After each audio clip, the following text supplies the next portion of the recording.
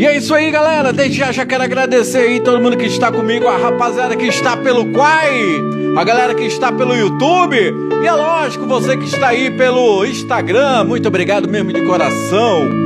Bom, galera, não posso ir embora antes de deixar aí uma pequena mensagem. Eu sempre falei, nunca prego religião, mas sim o Evangelho de Cristo. E para aqueles que tiverem ouvido para escutar, que Deus venha entrar dentro do seu coração e fazer aí a verdadeira mudança.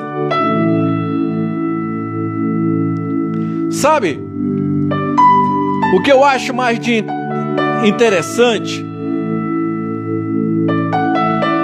é que eu vejo aqui, a Bíblia me relata que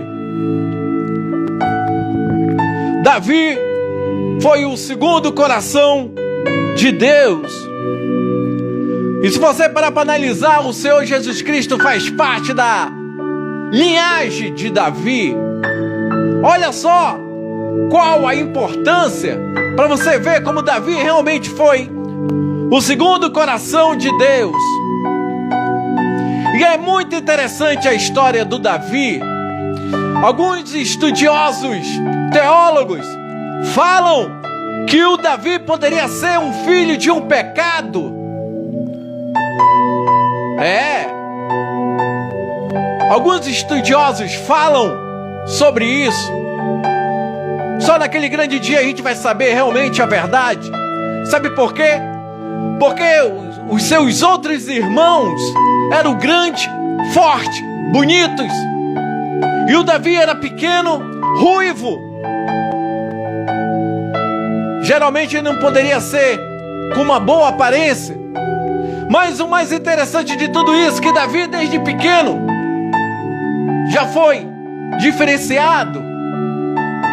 A palavra de Deus fala que Davi tocava harpa para ele mesmo, para o monte, para a árvore, para as ovelhas. E uma história que chama muito minha atenção, que Davi cuidava de 100 ovelhas. Uma fugiu. Ele deixou as 99 e foi atrás daquela que sumiu. E ele foi lá, resgatou aquela ovelha, deve ter limpado, alimentado. A história também fala que ele já enfrentou o urso. Então, por aí você tira ideia quanto era grande a coragem de Davi. Por isso que a palavra de Deus fala que ele é o segundo coração de Cristo. Outra coisa que me chama muito minha atenção: Davi tocava harpa de manhã, tarde e à noite, sozinho. Tocava para o céu, tocava. Ele não precisava de ninguém, ele não precisava de aplausos. Provavelmente, já que alguns estudiosos falam que ele era o filho do pecado, talvez, provavelmente, deve ter chegado com o seu pai. Pai, olha aqui. O pai deve ter falado: vai pra lá, menino, tô ocupado. Quando ele diz ocupado, tu vem aqui e toca. Mas a palavra de Deus fala que ele se tornou tão bom nisso, que ele chamou a atenção de Deus. Uma vez, o rei não conseguia dormir. Deus virava para um lado, o rei virava para um lado, virava para o outro, não conseguia dormir.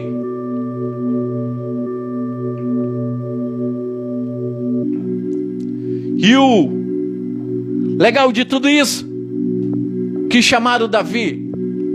E a palavra de Deus fala que Davi chegou lá na frente do rei e começou a tocar a harpa. E o som dessa harpa começou a acalmar esse rei. E ele foi relaxando.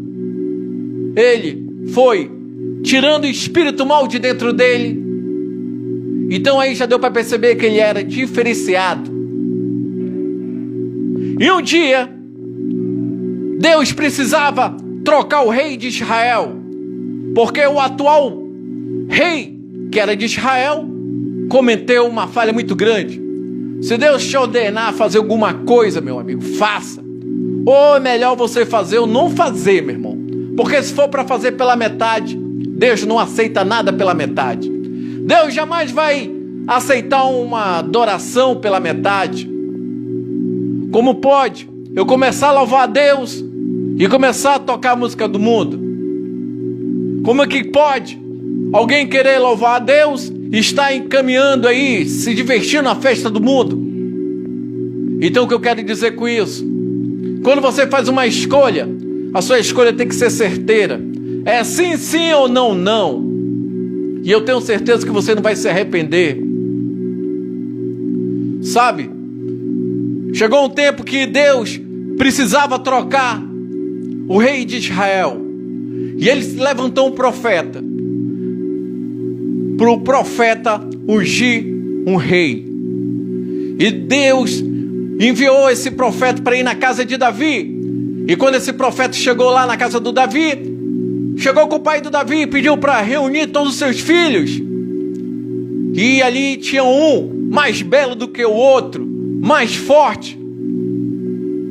Mas o profeta, escutando o Espírito Santo no seu coração, o Deus falou: você tem outro filho que não esteja aqui? E o pai de Davi falou: tenho um. Não, quem sabe como foi a forma que ele falou, né? Como alguns estudiosos falam que ele poderia ser um filho do pecado. Poderia ser o pecado do seu pai, ou poderia ser o pecado da sua mãe. Ninguém sabe. Mas o pai de Davi falou: tem um que está lá no campo. Manda chamar o Davi. E o Davi deveria ter uma base de 16 a 17 anos, porque ele ainda era um garoto, ou mais novo, ninguém sabe. E o profeta, quando colocou os olhos sobre o Davi, falou: esse vai ser ungido a rei. Imagina como é que foi isso numa família. Imagina como deveria ser a harmonia de Davi com Deus. A palavra de Deus fala que ele era o segundo coração de Deus. E Davi foi levantado para livrar Israel. Chegou um tempo que o Davi começou a assumir o reino de Israel. E a palavra de Deus fala que toda batalha que ele se metia, ele ganhava. Tudo que ele fazia era o melhor. Conquistou os 7 cantos. Nenhuma batalha ele perdeu. Eu acho que alguns exércitos temiam até o exército de Davi. Davi era o segundo coração de Deus. Eu fico imaginando a oração que Davi deveria fazer para entrar numa batalha. Mas um dia, quando Davi não tinha mais nada para fazer, porque ele já tinha conquistado tudo, ele já não tinha mais nada o que fazer. Todos os exércitos que se levantaram contra Israel, Davi passou por cima. É tão linda a história que chegou um tempo que Davi conseguiu recuperar a arca da aliança. Para tu ver a tão intimidade que ele tinha com Deus, que ele rasgou a sua roupa e começou a dançar, pular. Mas teve um dia que ele não vigiou. É esse que é o mal do grande homem. Pensar que nós somos indestrutível. Pensar que nós somos o máximo. E uma vez, quando Davi não tinha mais nada para fazer, ele ficou em casa. E o inimigo, ele sabe de todas as coisas. O meu inimigo e o seu inimigo, ele só tem um objetivo: derrubar cada um, que cada um venha desistir e perder sua salvação. Davi estava no seu palácio e do nada ele foi na sua varanda. E lá ele viu uma mulher muito linda na sua piscina, nua. Agora imagina Davi cheio de mulher. Ele tinha sua esposa oficial e ele tinha mulheres que ele poderia deitar. Naquele tempo era uma honra se eu tivesse uma filha e oferecesse ao rei. Sabe? Davi se encantou com aquela mulher e deitou com ela, sendo que essa mulher era casada. E o pior, Davi engravidou ela. E o pior, Davi, pensando em não promover o escândalo, tentando ocultar, colocou o seu marido na frente de uma batalha para justamente ele morrer. Sabe o que eu quero dizer com isso nesta noite? Que um abismo chama o outro, um pecado chama o outro. Às vezes tentamos ocultar o nosso pecado, às vezes tentamos ocultar nossas falhas, às vezes tentamos ser uma pessoa que não somos, mas na nossa intimidade, quando eu estou só, quando você está só, quem realmente somos, quem realmente fazemos. Agora imagina, Davi já cometeu seu primeiro erro, que foi ter deitado com uma mulher casada. Segundo erro de Davi, colocou o seu marido na frente de uma batalha para morrer. E ali, ele assumiu aquela mulher que estava grávida dele.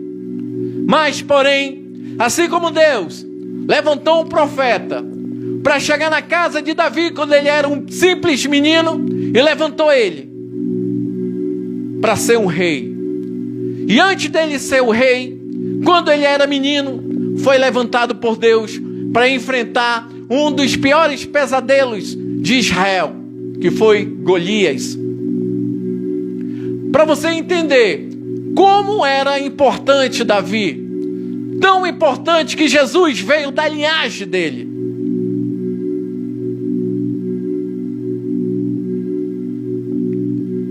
Mas, quando Davi, depois que ele pecou, depois que ele errou, ele pensava que ele ia se safar, meu irmão. E eu quero dizer que nem eu e você e ninguém aqui dessa terra, seja no céu, seja na terra, seja no mar, ninguém consegue fugir dos olhos de Deus.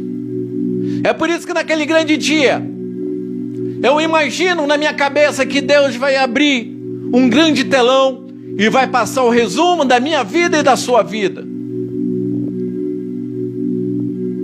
Eu fico imaginando quantas máscaras vão cair nesse dia. É por isso que a palavra de Deus fala que naquele grande dia vamos ter surpresa, porque pessoas que nós vamos pensar que vai estar lá, não vai estar. E pessoas que a gente pensar que não vai estar, vai estar. Olha que interessante. Então, Davi tentou ocultar o seu pecado. E Deus levantou um profeta. Foi o mesmo profeta que ungiu Davi. Chegou lá com ele e enfrentou Davi. Imagina naquele tempo. Imagina hoje. Eu chegar lá com o nosso presidente e tentar apontar alguma coisa, falar alguma coisa na cara dele. Com certeza serei preso. Com certeza vão fazer de tudo para me destruir e quem sabe até dar um fim da minha vida. Agora imagina aquele tempo que se você se levantasse contra o rei, seu pescoço não escapava de uma espada, seu pescoço não escapava de uma corda, e se você fosse enforcado, era numa praça para servir de exemplo para outras pessoas. Mas Deus colocou uma coragem naquele profeta e confrontou Davi. E ali Davi reconheceu o seu pecado. E a máscara de Davi caiu. Essa semana, quando eu vi esse vídeo sobre o Davi, achei muito interessante. E nesse momento que Davi reconheceu que ele estava morto espiritualmente, foi quando Davi, algo fez a ficha cair. Davi percebeu. Uma história que eu acho muito linda é quando Davi começou a orar a Deus e falou: Deus, pode tirar tudo que eu tenho, mas não tire a presença do Senhor de dentro de mim. Outra passagem que eu acho muito interessante é quando Deus fala: o que adianta um homem ganhar o mundo inteiro e perder sua salvação? Quem acompanha minhas lives sabe que eu bato direto nessa palavra, que é para alertar você que tudo aqui nessa vida é passageiro. Um dia que eu me for, isso daqui não vai fazer mais sentido.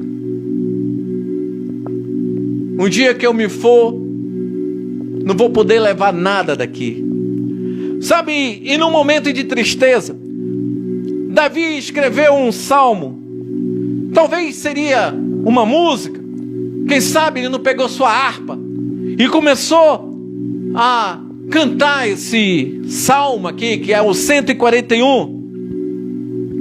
E ele fala assim: clamo a ti, Senhor, vem depressa, escuta minha voz e clamo a ti. Seja minha oração como incenso diante de ti, e o levanta das minhas mãos como oferta da tarde. Coloca, Senhor, um guarda na minha boca, vigia a porta dos meus lábios. Não permita que o meu coração se volte para o mal, nem que me envolva em práticas perversas com os malfeitores.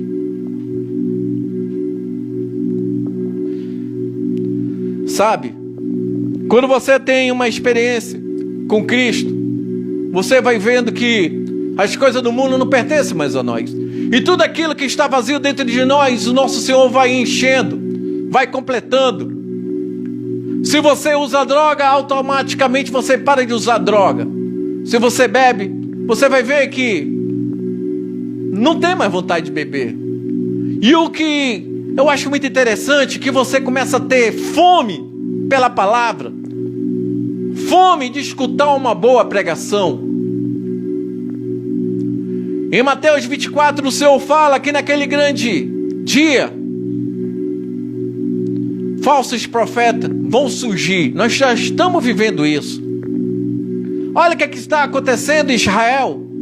Semana retrasada ou passada, foi retrasada eu acho, tivemos eclipse. Nós estamos vendo o Papa falando aí da moeda única. O Papa. Nós estamos vendo o nosso presidente falando aí da moeda única. Nós estamos vendo aí os políticos importantes desse planeta falando aí da moeda única. Ainda tem pessoas que não acreditam na palavra de Deus. Tem pessoas que pensam que aqui é um conto de fada. Tudo que a Bíblia narra está acontecendo. Vai chegar um momento que a trombeta vai tocar, e só aqueles que tiverem com ouvido puros vão escutar a trombeta. A palavra de Deus fala que nesse dia vai ter uma grande tristeza, muito choro. Nesse dia você pode ser branco, negro, amarelo, gordo, magro, alto, baixo. Só vai ser escolhido aqueles que foram fiel. Não tem como você estar servindo dois deuses. Não tem como você ser morno. A palavra de Deus fala: ou você tem que ser frio, ou você tem que ser quente. Ele não aceita o morno. Você tem duas escolhas: ou vai para o bem ou vai para o mal.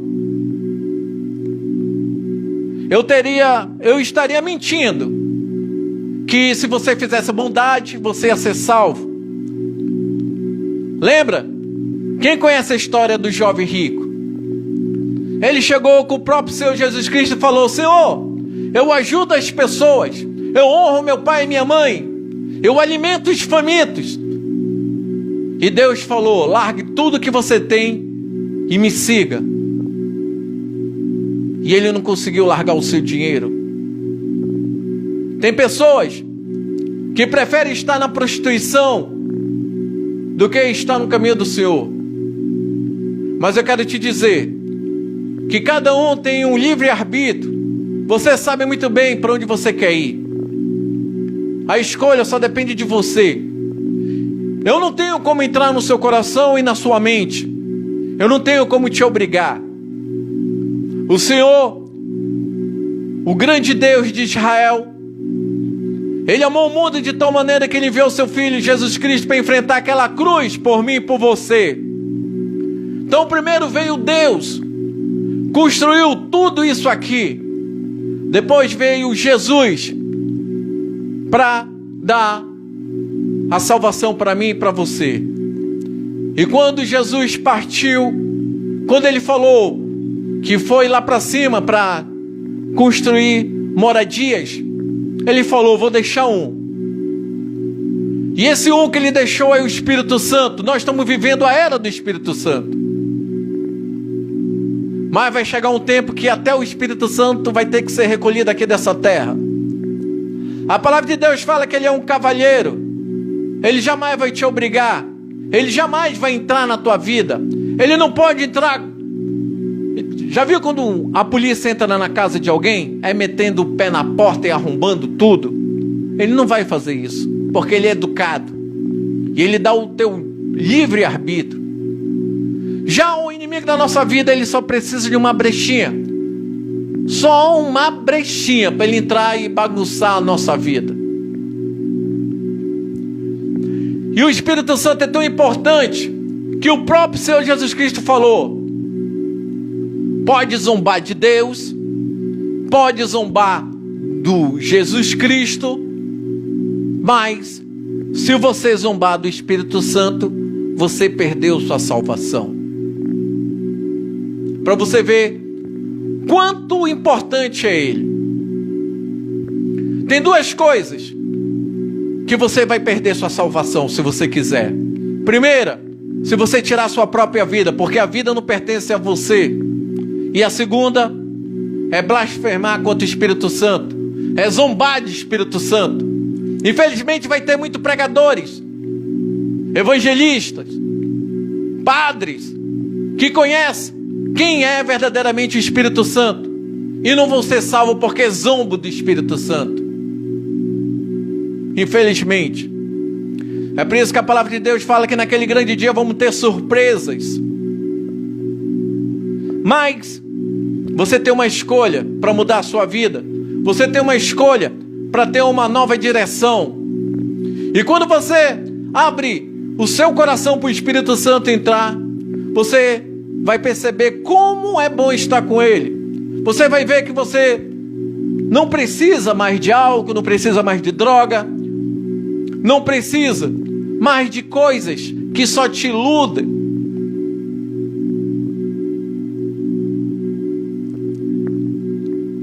Até aqui eu vim para falar um pouco do nosso Senhor para você. Mas eu não posso te obrigar a nada, como Ele também não pode te obrigar a nada. Às vezes muitas pessoas vão para o inferno por causa do orgulho. Imagina se eu aceitar o Senhor Jesus Cristo, o que é que meus amigos vão pensar? Se eu aceitar o Senhor Jesus Cristo, vou ter que largar a minha amante, ou meu amante, sei lá. Não me importa, não me interessa. Cada um sabe da cruz. Cada um sabe o que realmente nós somos quando estamos sozinhos. Eu sou santo? Não. Mas todo dia é um desafio para mim. Todo dia eu tento ser melhor. Todo dia eu tento me desviar do caminho do mal. Aquilo que eu sei que pode me derrubar, eu saco fora, meu irmão.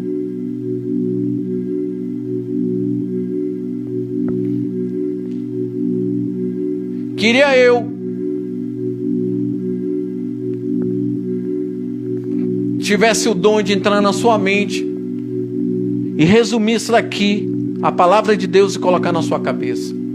Para aqueles que não acreditam, só é você ler aí o que os profetas narraram, profetizaram, e você vê o que está acontecendo no nosso planeta. Para você que não acredita, como eu falei, tivemos aí a guerra de Israel, tivemos aí eclipse do sol, estamos vendo aí os grandes líderes falando aí da moeda única.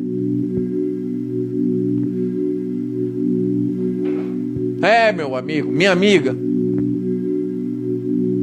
só depende de você. Nem o Senhor Jesus Cristo, nem o Espírito Santo, nem o grande Deus pode entrar na sua vida se você não permitir. Quando a gente está no mundo, nós temos muitos amigos. Jamais quando a gente está pagando cerveja, está sustentando aí a cocaína, ou então, quem sabe, um fumo. Então, quando nós estamos no mundo, meu amigo, tudo é colorido, tudo é alegre.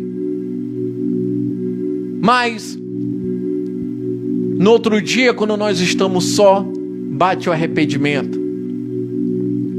Quantas vezes não fui para evento, para tocar, dando o máximo de mim, para me sentir bem. E às vezes aqui em casa, eu sentia muita tristeza. Quantas vezes eu bebi para me sentir feliz, e quando chegava aqui em casa eu ficava muito triste. Quantas vezes andei com pessoas só para andar, para dizer que eram meus amigos, e na verdade nenhum era meu amigo. Quando senti no meu coração voltar para o caminho do Senhor, ligava para pastor, ligava para missionário, ligava para cá, ligava para ali. Mas tem um momento que Deus vai te deixar só. Quando Deus te coloca no deserto, Ele não te coloca naquele deserto para te matar. Ele te coloca naquele deserto para você ter experiências, para você sentir que você tem que ser dependente dEle. Se um dia Ele te colocar numa tempestade, aquela tempestade não vai vir para te afogar, para te matar. Vai ser para você passar por cima dos seus medos. Eu quero dizer para você nesta noite que tudo só depende de você. Até aqui eu vim, daqui eu não posso mais passar. Mas se tu abrir teu coração, o meu amigo pode mudar a sua vida, o Espírito Santo. Talvez algumas pessoas se sentiram incomodadas porque eu usei a música eletrônica. Mas, se você parar para analisar, o primeiro milagre do Senhor Jesus Cristo foi num casamento secular. Já pensou se o Senhor pensasse dessa forma? Ele não teria feito o seu primeiro milagre, que foi ter transformado água em vinho, em pleno um casamento. Essa história eu acho tão linda. Imagina, naquele casamento secular, não tinha música gospel, nem existia música gospel. Imagina aquele casamento rolando, os noivos festejando com a sua família e seus amigos, e acabou o vinho. A história narra que o Senhor Jesus Cristo mandou pegar os baldes de água, e Ele transformou em vinho, e diz que foi o melhor vinho. Estudiosos falam que foi o melhor safra, melhor tudo. Imagina aí um vinho muito caro e bom de hoje, quanto não custa? E o pessoal teve aquilo de graça, e a festa continuou. Eu fico imaginando no outro dia o povo falando: rapaz, apareceu um cara aqui, e olha o que ele fez. Ele pegou a água e transformou em vinho, e fomos até de manhã. O Senhor Jesus Cristo, Ele fala que é para nós não sermos religiosos, porque nenhum momento Ele mandou fundar nenhum tipo de religião, mas Ele fala que nós temos que ser seguidores dEle, pregar o Evangelho do arrependimento, o Evangelho da salvação. Jesus não enfrentou aquela cruz para você ficar rico. Jesus não enfrentou aquela cruz para você sei lá o quê. Eu sempre falo isso. Você pode ofertar o que for, meu amigo. Você pode ofertar toda a sua grana. Você pode ofertar tudo que você tem. Para Deus não interessa isso.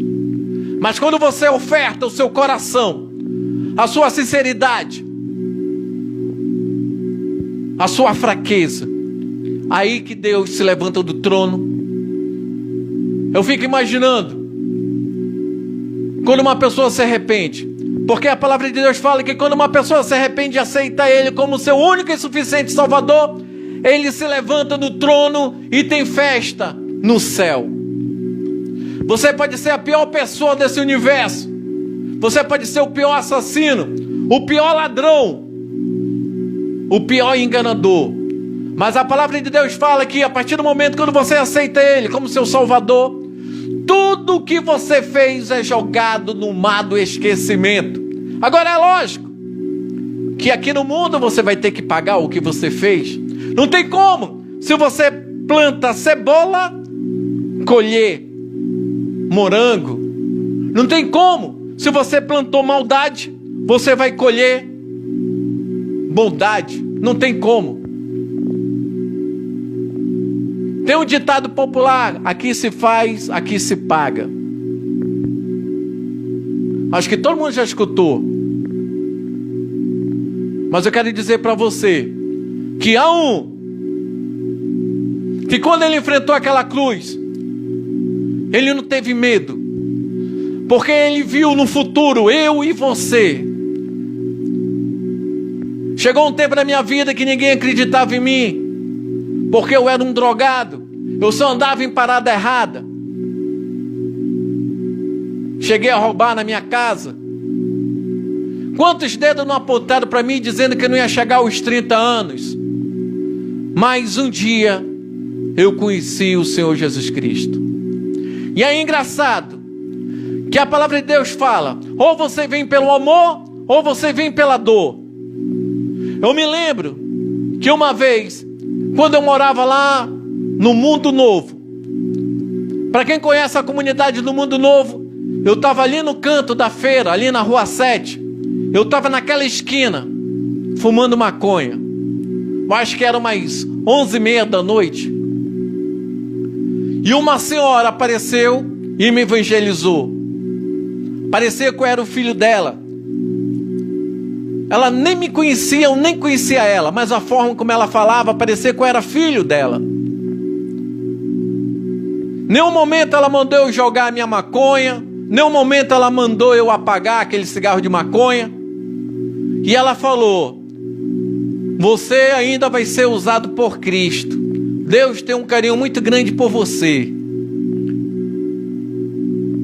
Mas cuidado, porque se você não vier pelo amor, você vai vir pela dor.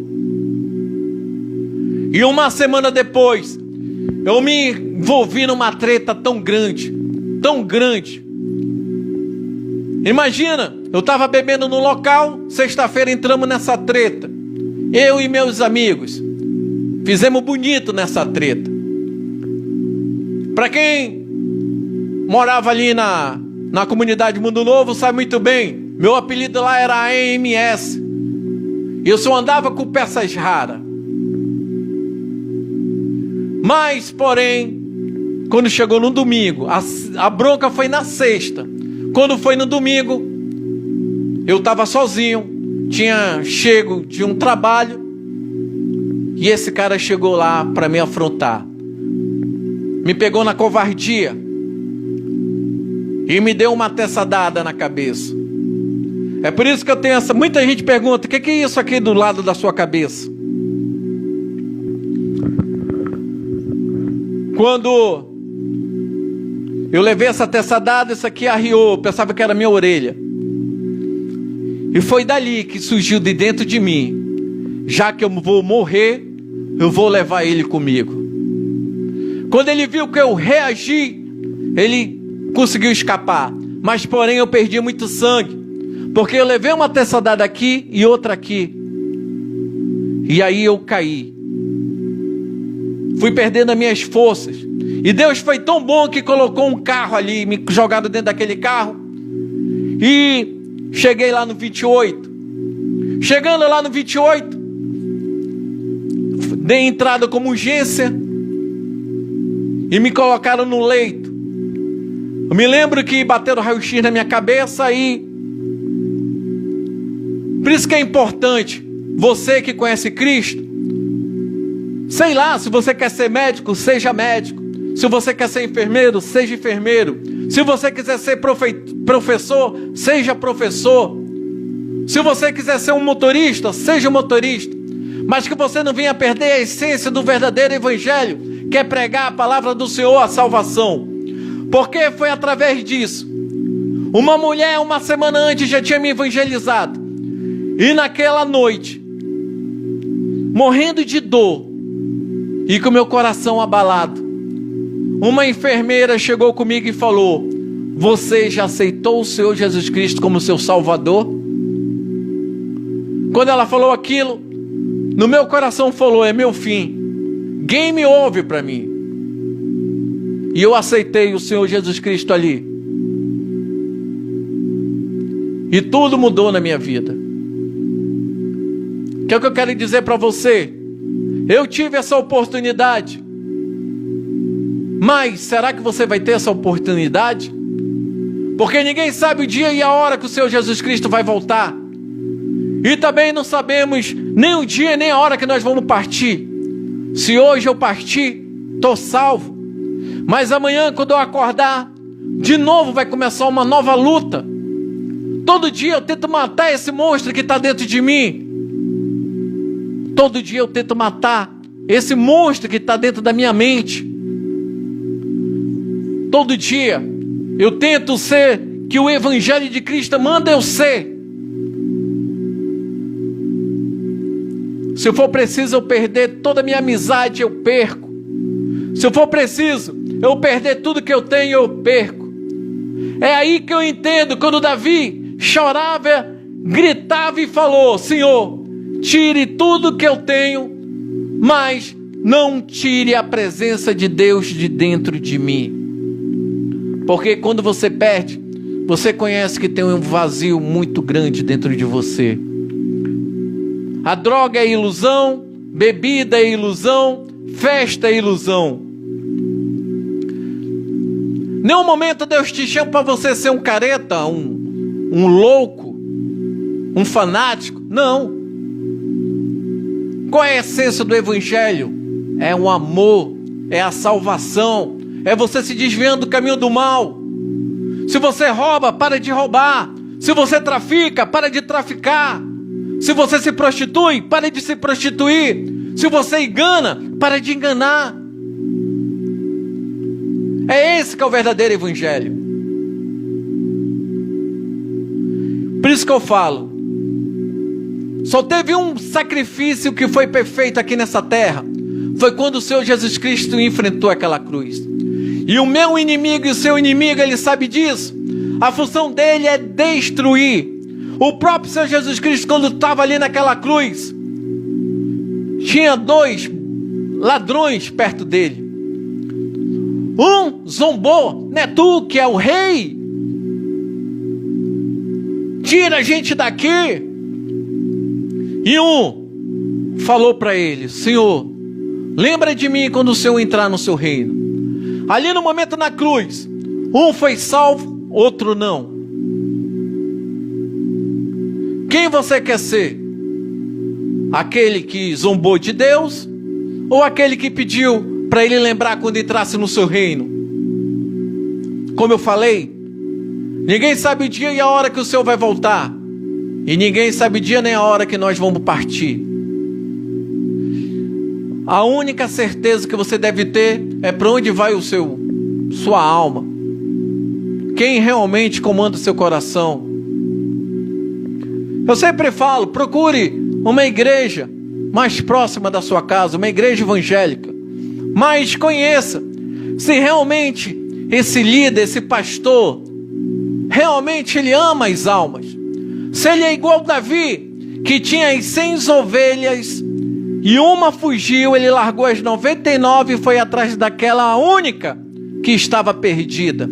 E Davi pegou ela, resgatou, alimentou, limpou e colocou de novo lá junto com as outras. Esse sim é o verdadeiro pastor.